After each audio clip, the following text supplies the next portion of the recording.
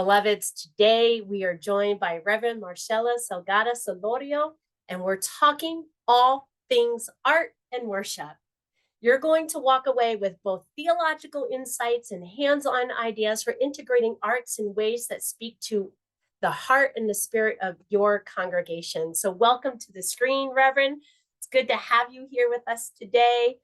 Y'all, I don't know if you remember a couple months ago, I made a call out to artists and congregation members and pastors and said, if you know somebody who's doing some innovative work around using art as a way to help us understand and make sense of the time that we're finding ourselves in, please reach out. And I am so glad Reverend Marshela did reach out to us. We had an engaging conversation and a number of them since. So it is such an honor and a pleasure to be here with you. And so I invite you to unmute yourself and share with our space today.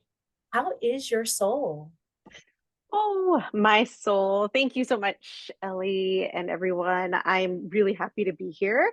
And I think because of that and a few other, I'm about to engage on a 6-week mini sabbatical starting on Friday, which is always nice. So I think my soul is feeling just very much at peace and just really content to be able to share. Art is one of my favorite topics. It's a passion. And so I just feel really good today. Thank you.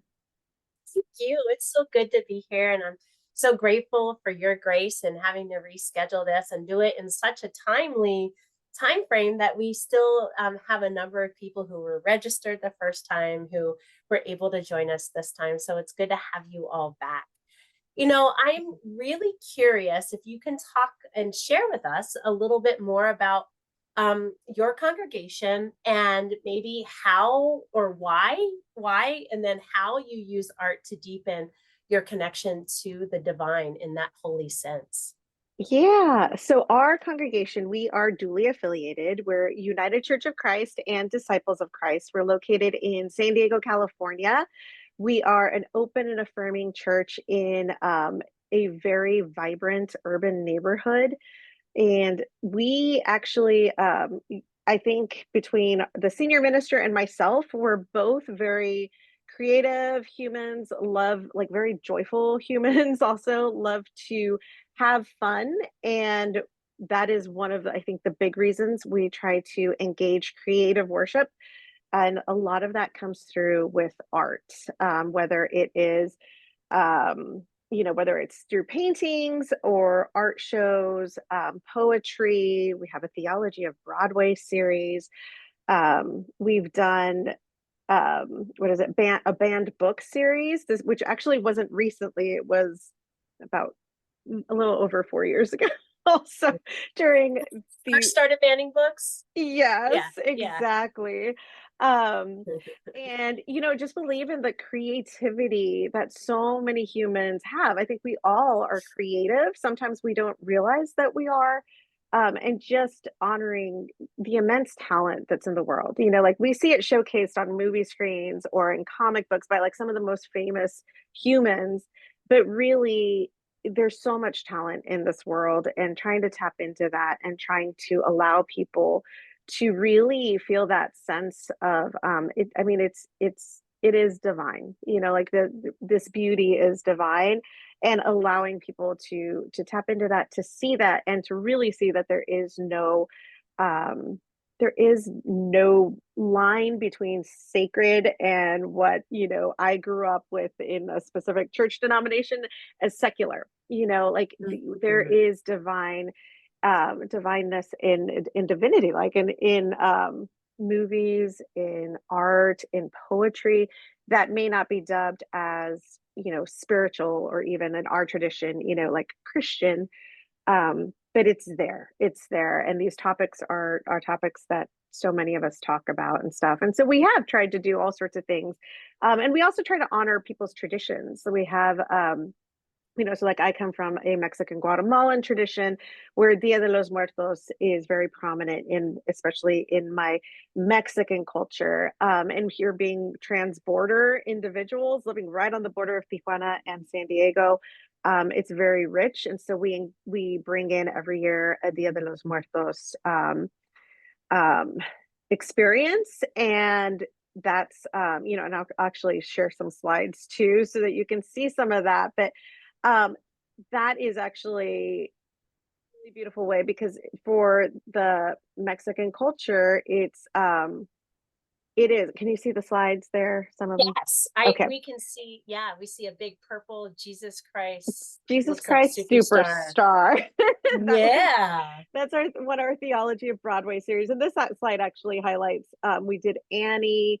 The one in the middle was just yesterday at the bottom, the Tina Turner musical, Wow. where we talked about just Tina's just struggles throughout life and overcoming those obstacles, and how, like, we believe in a theology of love and a theology of liberation, and Mhm. how every day we are allowing God to work through us and our acts of liberation, which is even our daily, personal liberation moments, like when she left Ike, like when she decided to continue even when people thought she was washed out, and that was like her biggest comeback. And so just those things. And then we had Les Mis last week, which was of course very timely to our Yes. own situation. So that's a little Gavroche right there, singing. Oops, sorry, I just logged out. But we, aside from just from the Theology of Broadway, which is like a great way to um oh, I don't know why it's not letting me go to the next slide. I don't know. I wanted to show you that. But I believe, in art being resistance too. So we have actually created a specific position for, and received funding to, let me just try to share this really quick. Sorry. Um, That's all good. receive funding for to create positions for a musician in residence. And that's particularly Flamey Grant. I don't know if any of you have heard of her. She is a drag artist who actually made it onto the contemporary Christian music charts, but was not recognized for that, of course, not a Of shock. course. And she also made it onto the country music charts and did not receive recognition for that.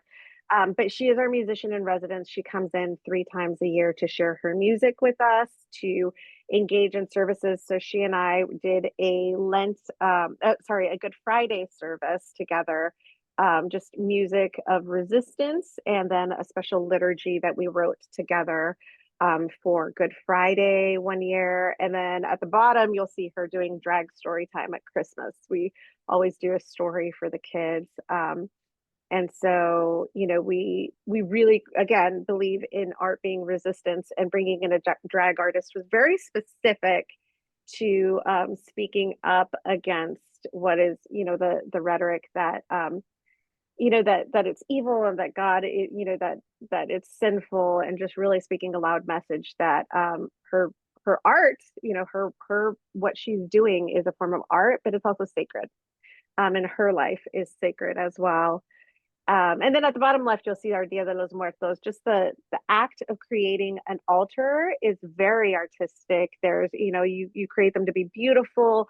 There's meaning and significance behind that. So honoring that part of our culture, and allowing the congregation to be participants in that by bringing their photos, placing items on the altar as well. And as we do so, we do it in a very creative and artistic manner as well. So just a variety of different things that we have done along the way with, I don't know why it's not letting me. Oh, there we go. Okay. Oh, nope, nope. Now it clicked me out. But I'll share more Yeah. later on.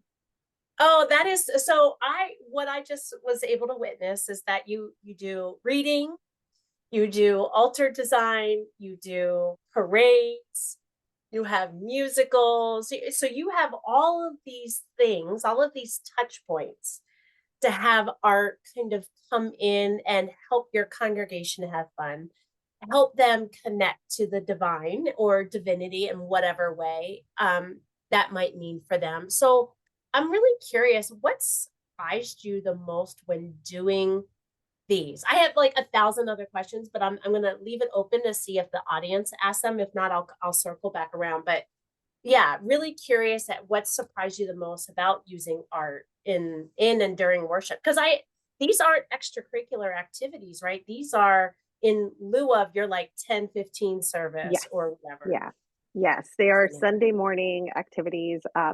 Like with our palms and parasols, it's a tradition that we do every Palm Sunday where we have people decorate their white parasols, like the paper parasols, and do it very creatively. And so they spend weeks doing it at home. Sometimes we do it together here, like the children do it as part of their Sunday morning worship experience. They decorate their parasols, and then we do a second line parade, which is a funeral march, essentially, from that in if you go down to New Orleans, you'll see those for people's funerals, and acknowledging both the theological, right, like that Jesus knew going into Jerusalem that this very well could be the end while everybody else was celebrating. And so that's kind of what we do on Palm Sunday. But I think, so acts like that, I think incorporating theology to help explain and to help people engage in what we're doing, like on Sunday mornings as part of our just regular church activities. But I think what has been most surprising to me is I, well, I guess it would be going back to that, like just having people understand a concept, but in a probably, I don't know if better, but through a different lens, and just engaging with the concepts differently. And I think sometimes they stick a little bit better because a lot of times it's a physical experience as well, not just like sitting down and listening to a sermon, which sometimes could get filtered through our own understanding, right? And also is sometimes depending on where you are in your journey, we are pretty, I will just say it, we're very progressive here. And sometimes the things we preach, like we don't beat around the bush. Mm. And so sometimes it's a little bit harder to hear, but when you're engaged in a way where like you might be seeing it or singing it or physically being a process of it, sometimes it opens us up a little bit more to receive a message a little bit easier or in a different understanding. So I think that's where I've been best surprised, and most surprised has been just seeing how people engage with it in a really new way, and hearing what they get out of it has been really cool. Yeah. Oh, that sounds so impactful, right? As a former educator, I always look for what we call backdoor learning, right? More than just the lecturing to it was that hands-on activity. I remember teaching something to the like to music, right? And so students remember, and even if I think about it, I could probably still name all of the states of the United States From a through the song. song that they taught Yes. us. Alabama, Alaska, right? And so like Yeah. the use of all of these different technologies for us to connect to the meaning or the message that you all are trying to relay is, I think, really special. I'm curious, how often is every Sunday a performance? No, we wish. Okay. Around here, we really do wish, but we try to. This time of year, I'm actually as excited as I am about going on my mini sabbatical. I'm actually also a little bit bummed because this is my favorite season, and they did me the courtesy of, so our Theology of Broadway is usually the whole month of October, but I was leaving early, so they bumped it up to mid-September to mid-October because I am a big participant in planning it, but also want to. I didn't want to miss it. But this time of year is actually very filled with us for us, a very busy time because we have our Theology of Broadway. We usually have kind of like we joke around here in the office that it's a boring Sunday because it's just a regular Sunday, but it's nice to have, just kind of that dip in energy, not dip in energy, but just something different. Yeah. And then we'll go into usually it's our like Dia de los Muertos. Then we have Indigenous Peoples Sunday, where we usually bring in, so we've had like a bird song singers from a local Kumeyaay tribe. We've had several times some Aztec dancers come in and explain that, the sacredness of dance and how dance is a spiritual act. It's not a performance. But also explaining the art of like creating like their headpieces and their dress and everything, how that's a sacred act, but it's also like very artistic, right? Like you do it intentionally, and you want it to be beautiful and reflect you and what you're who you are in that tradition. And so it's usually followed up by that. Then we have a Friendsgiving Sunday where we inside the church, we currently don't have a fellowship hall, so we had to be creative, and we'll set up tables. And so we'll sit through the service sitting as at tables, like with a meal before us and everything. And so we'll have the meal after service, but we are also very intentional about how we decorate. I think actually I forgot to include a picture, because we do that for Mardi Gras Sunday too, where we decorate it to be, like the traditional like Mardi Gras colors and very festive inside. But like instead of sitting in our regular rows of pews, for Friendsgiving and for Mardi Gras Sunday, we'll sit at tables together and make it a meal. So you're sitting through a meal together for the whole hour of worship. And so it's not every Sunday, but at this season it usually is. But we sprinkle it in throughout the year. Like July, we do Comic Con Sunday, like San Diego hosts Comic Con, the biggest convention for all things comics and pop culture and games. And so we do a Comic Con Sunday where we have people dress in their just representative of whatever it is. And so we love dressing up. The senior minister and myself, both of our families love dressing up. So our kids will dress up. My husband, or actually we did this for May the 4th since it fell on a Sunday this year. We honored Star Wars, and my whole family dressed up. My husband dressed up as Darth Vader, and the senior minister dressed up as a Jedi, and they had a lightsaber battle. And it was just silly things that engage like the deeper meaning. But we couldn't do it every Sunday because it is a lot to plan. But, right. Yeah. So how do you get do you have every church has their committees, right? So is there a congregational committee that helps to advise the pastoral staff? How do you bring, and then the other question is, how do you decide what the theology of Broadway, how do you decide? Yeah. So usually for Theology of Broadway, it's the senior ministers, the music director, or sorry, the ministers, the music director, and we have a few of our creative people from the congregation that ask to be a part of it, or who we've recruited to be a part of it, because it can be a lot. Like, because our Theology of Broadway is depending on how we do it. Like this year we just focused just on scenery and songs, a lot more songs. Other years we've done we always do the scenery just because it's so beautiful to look at and fun to like really kind of transport yourself to feels like a different space. But other years we've done maybe like one or two scenes from the musical and then a few songs in there. So depending on how we do it, it can be very busy and a lot of work with rehearsals and stuff in between. So that's usually more collaborative with a lot more people. But usually it's like either somebody in the congregation will throw an idea out there and we just decide to incorporate it into worship. But I think a lot of it comes from the senior minister and myself, just because we like the fun, we like the and if you throw an idea out there, sometimes the certain people kind of look at you and like, you're a little nuts for wanting to do that. Okay, like I wouldn't do it.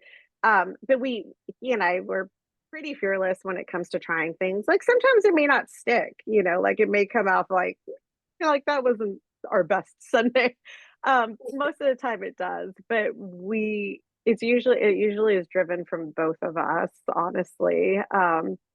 Because like we just, I mean, we're kind of quirky. I mean, like we really are geeks at heart. Like we're Broadway nerds. I'm a Broadway nerd to the max, and like musical theater nerd. But we're both, like wholehearted geeks. Like we love pop culture. We love our comic books. We love our sci-fi. And so a lot of it comes from that. And then my Yeah. husband's super engaged in the artistic community here in San Diego, especially like the a more resistance, like the voice of resistance, and so like I'll pull from a lot of that as well, and his contacts and our friends that are engaged more deeply in that movement as well. So yeah, the ideas honestly usually come from the senior ministers, but we are always open and we will take anyone's suggestions because we love doing it. Yeah. What's one thing that you haven't tried yet that you want to? Well, we would love to do an art show that stays up on like the sides of our sanctuary walls, a Yeah. little bit, longer term. So maybe, whether it's a couple months. And right now, I've actually been trying to find the right artist. I had one in mind, but she's not local right now. She's living somewhere else. But primarily pieces again of resistance, speaking to the times that we live in now. The artist I had found, she's very much she comes from an indigenous background, very much a feminist voice as well. So a lot of her art is very feminine, just speaking to just well, especially now far more than even before. Like it's always been very activist resistant pieces, a very beautiful, beautiful artwork. So we're looking right now to find an artist to eventually, hopefully, showcase a little longer term on the sides of our walls that people Yeah. can see consistently. I think that's our big thing. I'm trying to think. I know that there was something else we've talked about. I can't remember, but that would be our probably our big goal right now is to do Yeah. something a little bit more not permanent but longer term. Sure. And I'm just one more question, and then I'll invite, some other questions to come in. I have lots more questions actually, but one more question for now is okay. I know it seems silly, but so my church, we're hosting a senior pride prom next Sunday, and it's for, everybody who went to prom with somebody that they didn't want to go with. They didn't go to Oh, prom because of their, sexual preference or gender yep. identity. And so we're highlighting it now. And I had a couple of volunteers that said, "Oh, can we make it fiesta style? Because I just came from this conference and I got all these things and da da da." And I'm like, "Sure." And they're like, "Well, what about last year's pride decorations? Because we did our first one last year." And so I went into one of the many closets in the church and we were like, "This is going to need some fluffing. Well, we might have to see if we can iron this without, damaging it, that kind of stuff." So I'm wondering, where the heck do you store all of these things for? And Oh how much yeah. time do you spend saving them from, whatever? Yes, yes. And actually that's it's a very sensitive subject for me because we have so much stuff that I've wanted to keep. But with selling a portion of our land, and having to move to a new office, which is much smaller, we lost a lot of storage space, a ton of storage space. And so now we really are struggling to figure out where to put things. So we have one closet that like we've designated the costume closet because we have a ton of costumes. But I mean, even that's running out of space. So we have had some of our sets have been huge. I don't like I can go through the slides again at some point, but like our Willy Wonka set, for example, the gentleman who did that, he works in events. He moved to Colorado, unfortunately, but so he did these like really amazing sets with these like like PVC pipe, and of course we want to keep all of that because we know Yeah. we're going to be able to use it again. But then it comes down to like where do we store it, and so some stuff has had to be stored in personal garages where I've had stuff. And then we have had to just sell and get rid of a lot of things, or give it away as we've gotten, smaller. So this year, especially our sets, we decided to really try to be frugal with what we had. So it is just really like a lot of fluffing, a lot of using like just like where's this bench to the Les Mis background. We would have wanted something a little bit different, but we decided to go with the battle scene, like where they fight and they like stockpile everything, and but make it look artistic and beautiful. And our one of our people who helps with the set design. He's an amazing painter, and so he just painted a bunch of like wheels and like thing, and it looks and added some 3D elements to it. But or actually, I should show you our Lion King set design because he actually did it on plastic tablecloths that were $1. But it's the most amazing. It's like the most amazing set. You would never know. You would think that he like did it on a backdrop. Oh, here I go again, trying to figure out my slides. But I'll pull it up. Uh, we just have to get really creative, and there is a lot of fluffing involved. There is a lot of just different trying to be creative because it's it's hard. I mean, we have to borrow things from people too. So the bottom right, you'll see the Pride Rock. All of that is on plastic tablecloths. And he, Wow. he he just taped them all together, and we put it on a we have these big barn doors that we use for multiple multiple backdrops. And he just placed them over that and then added some fluff, and that greenery on the floor is just greenery that one of our wonderful volunteers who does a lot of the decorating in the church just has. She has a whole closet where she stores everything very carefully. Yeah. But it really is just, yeah, fluffing and of old pieces and trying to be really creative. So that, like he folded that up and he took it home and he's gonna use it for something else. So just, yeah, trying to be very creative. I do want to brag on the bottom left. We did a podcast last year, the senior minister and I, um, called Who Killed Jesus? And we did it Uh, in true crime form. So that's kind of the thing. yes. But we used John Dominic Crossan and Marcus Borg's book, The Last Week, focusing on Jesus's last week. And we just kind of like built up to like, who do you think killed Jesus? Who do you think?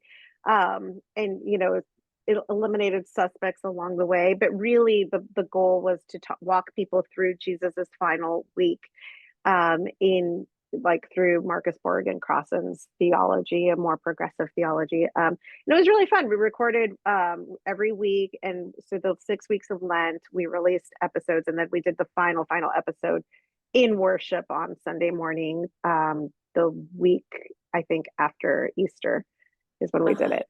So that was really fun. That was a fun way to kind of bring about, again, a very kind of difficult theological subjects, because we were talking more about like, through the lens of like Rome and standing up to the Roman Empire, Right. as opposed to strictly like just like Jesus died for our sins concept. So Yeah. yeah, that was Oh, fun.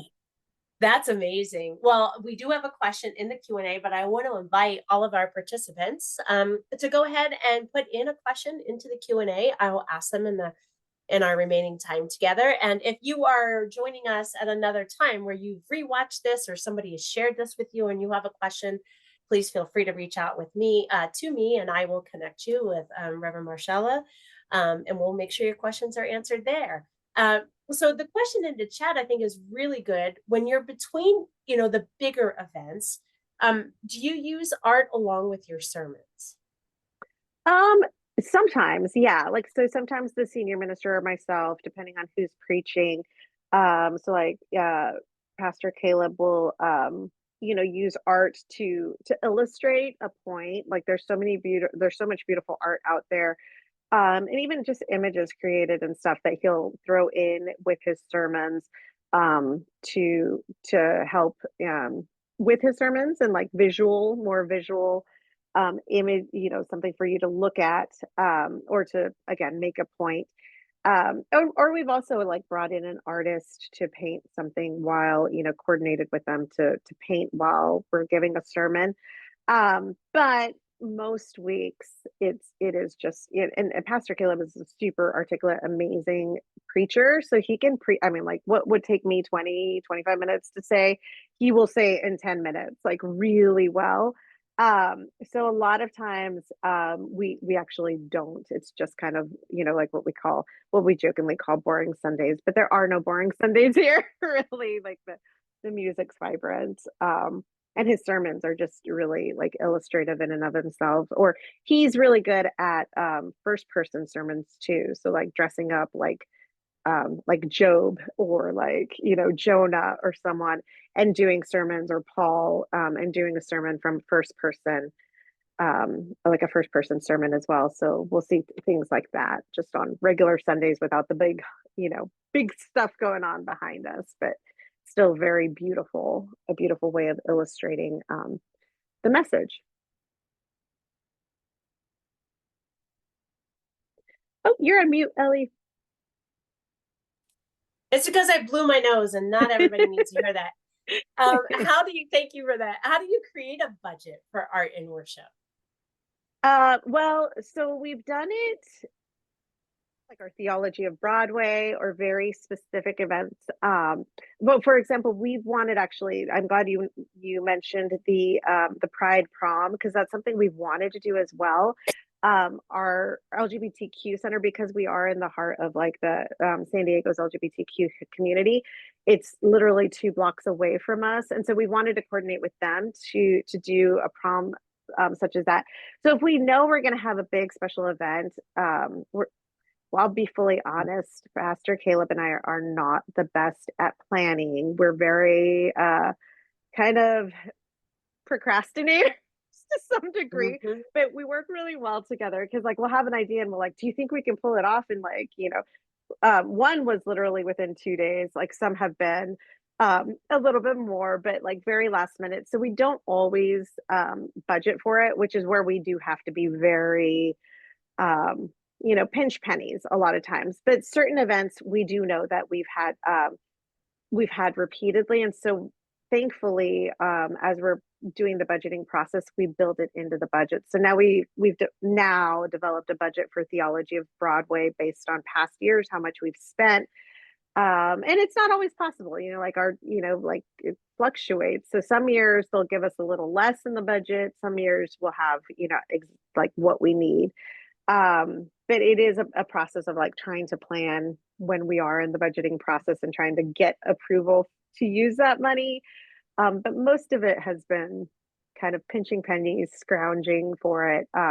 Or every now and then, like, well, yeah, like now we know how much a mariachi costs. So we put that in the budget and we're like, this is what we want for 2026. We're going to have them back.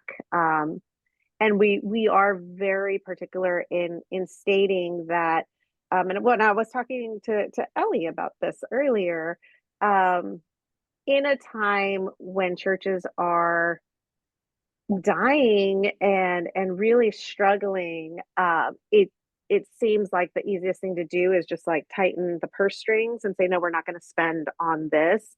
But we have found people within the congregation or even outside the congregation to help fund certain events.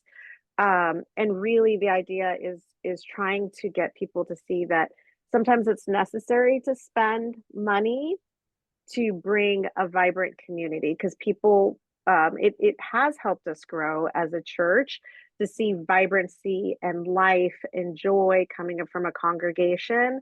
And our Broadway started off no sets at all. It was really just people coming in and singing solos. That's how it started.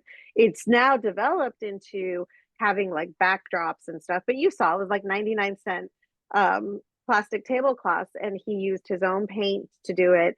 And so like that set really didn't cost us much at all. But trying to be creative with it. But that said, it didn't always start off with a set. It started off very simply. But we announced it to the community saying that we were going to do this Theology of Broadway. We started with Rent, and I think it was like Rent and Wicked and Les Mis, and that was 8 years ago. And so I think it's just allowing ourselves sometimes and trying to convince, as people are budgeting, and it's not always up to the ministers where money's going to be spent, convincing them that like it is worth investing in vibrancy and worth investing in more creative worship, and not being afraid of spending that money because we're afraid money, like we're gonna like, totally like have to shut our doors. Like I think as churches die, if we do less and less, that's not helping our cause at all. Like it's really it's actually like doing us a disservice. And I think it's a scary balance, right? Like you have to Sure. obviously do it with care and caution. But and trying to convince those who are helping you budget that it's worth investing in our worship and our worship experience, because that's the heart of what we do, and where people will, like our goal is to connect Yeah. them to the divine, and to a justice focused community, a community of love and support, and we do that through the worship experience primarily. And I think, and thank you for that. I think you and I definitely touched on this in a previous conversation about being a smaller congregation. You're not having hundreds of people there. Who knows how we even define big and small anymore, right? Yeah. But because if you ask my pastor, the senior pastor where I'm at, you'd be like, there's like 55 people at the second service that we just started last week, and I'd be like, how many people showed up? He's like, oh, I think we had like 110. Did we really? Did we? Yeah. So yeah, so Yeah. big and small, large, whatever. But there Yeah. are those smaller congregations out there that are curious at, like, what suggestions would you have for a smaller congregation? I think you kind of touched on it in that last question, as you start simple, Yeah. right? And then develop and grow from there. But what else would you have to say about Yeah, I think so. And I think don't be afraid. Like sometimes when there are smaller numbers, it to a degree it would feel like very like you stand out doing things. But like let's say you have a congregation that believe, like if you want to do a Comic-Con Sunday or something, like a pop culture, like we have a pop culture theology series that we try to do every summer, where we have different focuses. So like one year it was comic books, this past year it was we focused on movies, and so I preached about the movie Saved. We preached about Goonies. We did the new Superman movie as well. And so I think just, again, very simple ideas, right? Like it doesn't take a lot of money to host a movie night on a Friday night where you can all see the movies together. And then preaching about it on Sunday morning, and encouraging people to, like, hey, dress up as your favorite superhero if you're doing like like a Marvel series or something, or dress up as a comic book character, or let's do, like, even a theme of like, let's write our own comic books. So like after worship on Sunday morning, we're going to have this little workshop on developing your own comic book, and like how do we put ourselves in there, how do we see ourselves as like as the superhero, or what does it mean to be a super. And that's why I do love Marvel too. Like they tend to take, well, actually most superheroes, like you take very human characters like Tony Stark, and he's Iron Man, like what is it, like maybe we can be our own Iron Man in some way, or like what is it, like these qualities. And just hosting something very simple. Like you don't have to think big and beautiful transformation of the sanctuary. I think, like, again, the simple ideas, but being creative. And I had mentioned this to you before also, Ellie, like being okay with like maybe only four people are going to show up to this workshop, to this experience, after church or at any other point.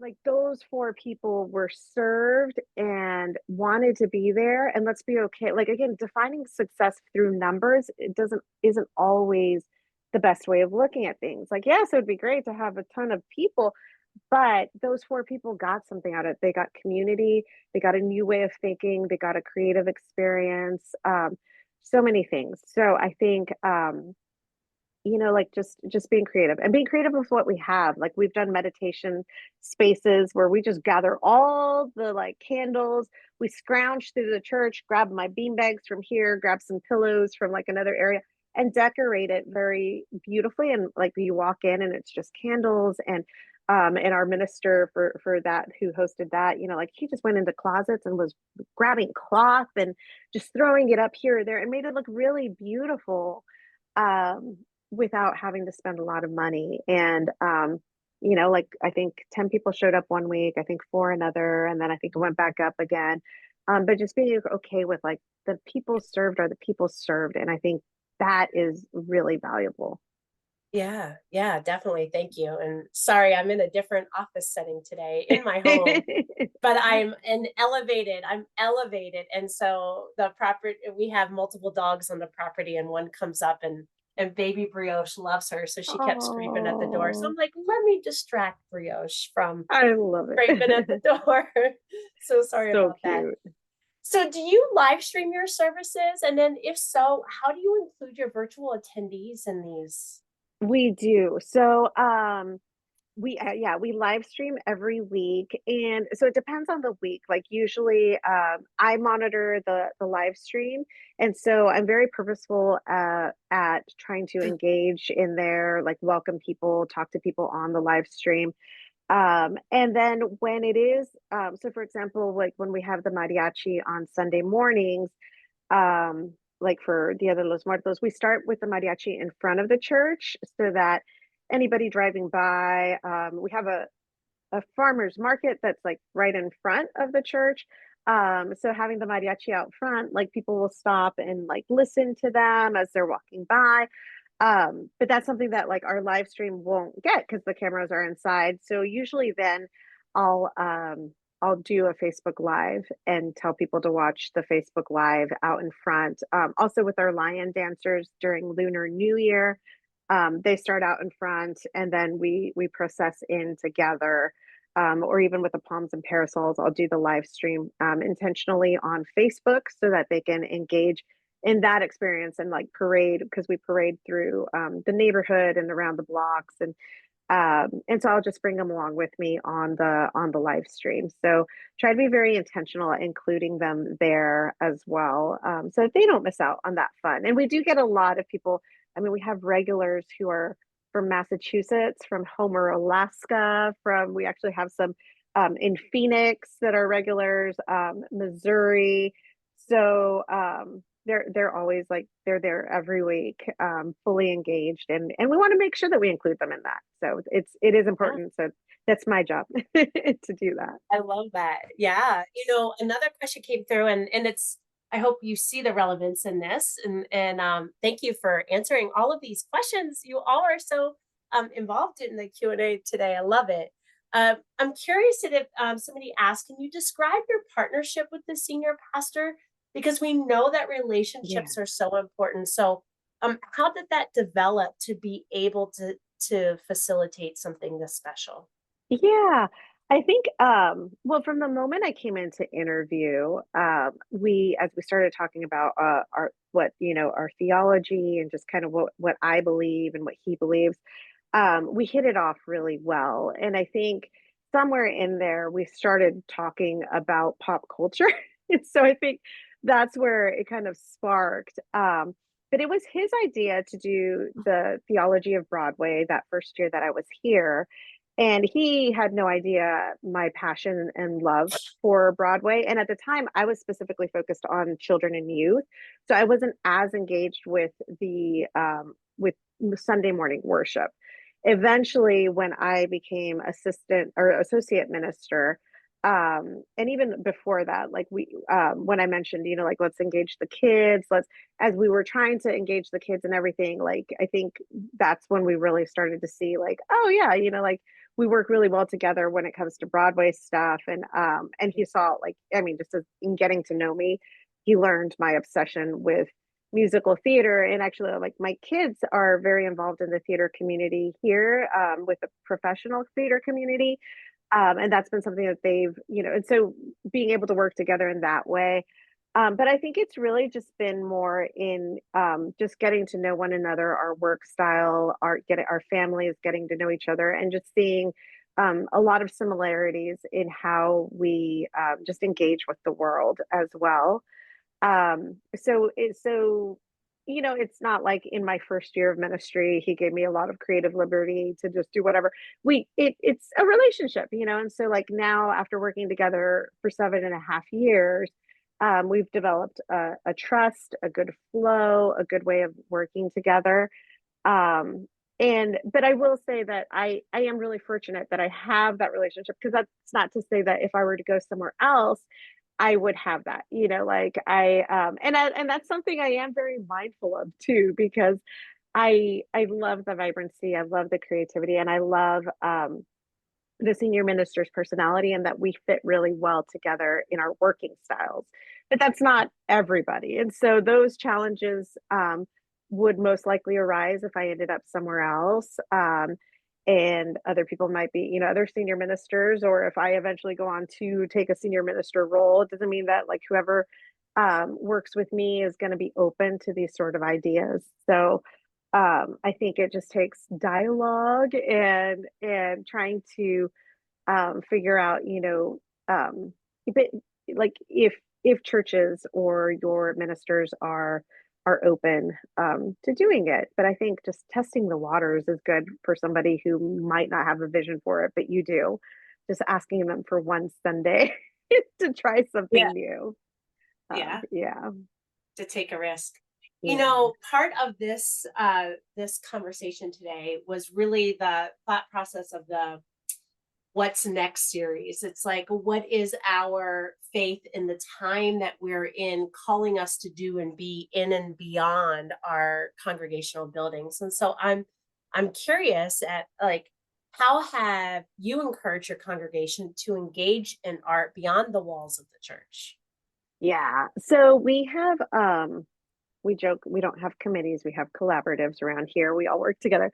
But I mean, essentially it is kind of the committee mode, where we have people who are responsible for community outreach or community building. And so our community building collaborative, they've been really good at just with between my kids and a few other kids in the in the church who are involved in youth theater or other theater productions, trying to build a community event where we all go to support the kid in their theater. So like trying to do it beyond the walls of our church. Same with other events, like our local park at Balboa Park. They have a big organ pavilion where concerts are free. And so going together as a church, or saying like, hey, let's meet up here, let's do a carpool, and that's our community building event, is going to the organ pavilion and listening to different artists sing, or whatever it might be that they're hosting there at the organ pavilion. So trying to do that together to carry it out beyond the walls of the church, our community building collaborative has been really good at that. And then offering other opportunities, like in our newsletter sometimes we'll have like and it's the same like the powwows. Like we live in a very vibrant community when it comes to our indigenous neighbors and communities, and the reservations that are nearby. And so they all host different powwows in different parts of the county. And so going together to see that, and to see like the the art form of just dance, and like the sacredness in that and in the dance, and just doing all of that together. So I think that's a good way to try to start engaging people, and then hopefully just encouraging people to I think a lot of times I have seen a few people where like, oh, this was my first experience doing this, I want to keep trying it, Sure. and seeking it out on their own. Yeah, yeah. And thank you for that. Somebody asked a really incredibly powerful, important question. How do you deal with licensing for Yes. the music, the movies, and all of the performances? The licensing is really difficult with some things, but so what we have is the common, oh my gosh, what's it called? The common license, oh my goodness. I forgot the actual official term, but it is there is a specific license that you pay for the entire year. And if there happen to be any worship ministers on here, they would know what it's called. But it gives you Somebody put access. it in the chat. CCLI. Thank you. Yes. Where you can find a lot of different choral arrangements. You can find even Broadway like arrangements of songs. And so we always give credit to that and make sure that we're doing it through that license for our shows. We go in and find music through music notes specifically. The music notes is like where you can go in and find all like different types of sheet music, that sort of stuff. And it's specifically one that is owned by our choir, our music director. So we're very careful with that. But with some of the Broadway shows, you have to be really careful to do different arrangements. So it's not all one from the show, because there are stipulations where you can't do like more than three without actually asking for licensing from the companies, the Broadway companies. So having a knowledge of that is important. But the other thing though too is we can, and I was told this by a lawyer, but don't take my word for it. This is what she told me. Whether she's right or not, I don't know. Because we don't charge and we don't make any money off of it, we are given a little bit more freedom, and could actually get away with more. Like if we were charging for tickets to come see us do these songs, that puts us in that would put us in a different place.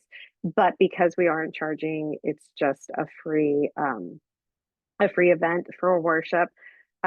We would have like a different we are able to have a little bit more freedom. But again, I would check with your own church lawyer. Don't take my word for it. So, Indeed. but yeah, Well, giving license to them is good. yeah, yeah. CCLI. CCLI. Yeah. And look, our audience crowdsources so well. It really is I love it. fantastic. And the chat today has been alive. I've been trying to pay attention to both, and some really great personal stories that folks have shared on there. And so we're grateful for you all for joining us live. And I hope that if this webinar has touched you or given you some ideas, to share it with your committee, your collaboration group, or a friend or somebody, because it is really important work what this church and what Reverend Marshela is doing. And so I am just honored to have you with us today. Thank you so Thank much for you. that. I know too that uh, I'll ask this question: what is the best way with you to connect with you and to follow your work? Yeah. So you can you can just follow uchristianchurch.org. If you go to that website, our church website, which is the letter U, christianchurch.org. You can connect on our social media through there, or if you just go on to like Facebook or Instagram, and just kind of Google, or search for University Christian Church San Diego. You have to add the San Diego, or else you're connected to one in Texas usually. So, University Christian Church San Diego, you can follow us on there. But the easiest is just to go to our website and link up through the Facebook and on there. And my email is on there as well. When you go into the staff page, you'll see. But it's really easy. It's just Marshela at uchristianchurch.org. And I'm happy to connect with anyone and share ideas. I'm really passionate about just art being a source of, connection. So feel free to reach out to me. I will be on sabbatical for 6 weeks. So just be patient if I don't get back to you, but feel free to reach out to me. Oh, that's awesome. Thank you so, so much. Thank you for all of you joining us on our webinar today, for crowdsourcing the chat, sharing your emoticons, your questions, and for Reverend Marshela, thank you for it's been so Thank great getting to know you. you. It really Thank you has. too. Yeah. You And I'm too. so inspired. I was writing down, I have 3 different Post-it notes all over here with ideas that I want to go to our team with. So I'm grateful for that. I want to Yay. thank our tech and media team for helping to make this and all of our webinars possible in the live and in the post viewing form. And I want to invite you all to join us back on Thursday, same time, 3:30 p.m. Eastern time, with our former and current members of the UCC Disability Ministries Board for our final of a 3-part series, where we will take what we learned about disability, ableism, and disability justice and discuss how we can apply it in the congregational context. We'll talk about A2A, which is the accessible to all process. We'll talk about celebrating Access Sunday, which was yesterday, but can be celebrated anytime. And we'll give a small introduction into the disability theology. You're going to come to this and leave with concrete tools for helping your congregation undo ableism increase accessibility, and celebrate disabled leadership and disability and wisdom. So I hope you all join us on Thursday. Reverend Marshela, I know this won't be our last time doing some work together, and I pray that you have a wonderful sabbatical. But I Thank ask you. if you would be willing to give us a benediction to send us all forth. Yes, definitely. Awesome. Friends, go now, you beloved creators and you painters of hope, singers of truth, dancers of divine defiance. May your art be your prayer and a testament to the Creator who always brings beauty into chaos. And may every brushstroke and every note, every story you tell become an act of holy resistance and a refusal to let despair have the final word. Go and create as if the world depends on it, because in God's great act of liberation, it truly does. Amen. Amen and amen. Thank you. Thank you.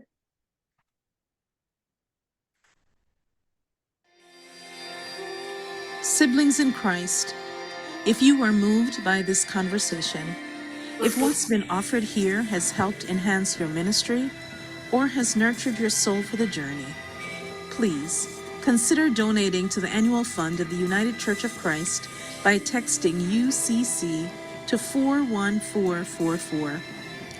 Your support will help to provide programs like this, which are an essential part of our ministries in the United Church of Christ. Thank you for your support.